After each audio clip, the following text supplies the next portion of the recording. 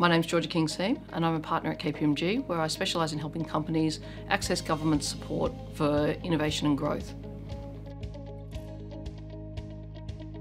The passion, absolutely the passion. Founders are the people who have gone out and they've identified a problem that they think they can solve, and they have thrown their heart and soul into solving that. So to be part of that process and solving it with them, that's amazing for me.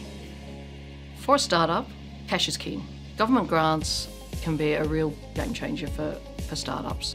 For those that get it, then it gives them a cash flow that they wouldn't otherwise have. So where they actually are investing in research and development, then they can get money back, and that increases their runway, and that is going to help them get to market.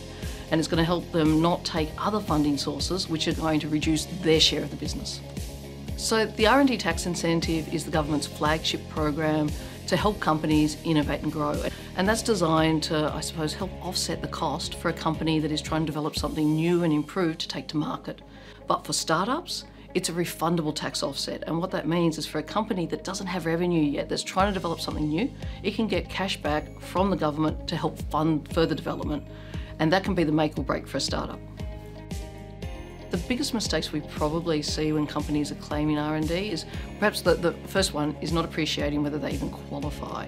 So the company may not qualify depending on the structure, or the work that they're doing and what they're investing in that development, that may not qualify, because not all innovation requires R&D to give rise to it.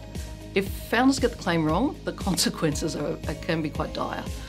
If they don't get it right, and they're reviewed and they're found to have made a claim that they shouldn't have, then they may have to refund the money. And then they also stand to be subject to penalties and interest. So there are numerous grant programs. At any one time, there's probably 500 grant programs around Australia. It's a lot for any founder to take in, because a founder innately believes in their product. They wouldn't be doing what they're doing if they didn't.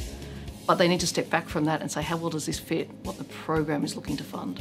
So for founders thinking about applying for grants, there's a couple of things I would recommend. First and foremost, it would be understand the grant program, what it's trying to achieve.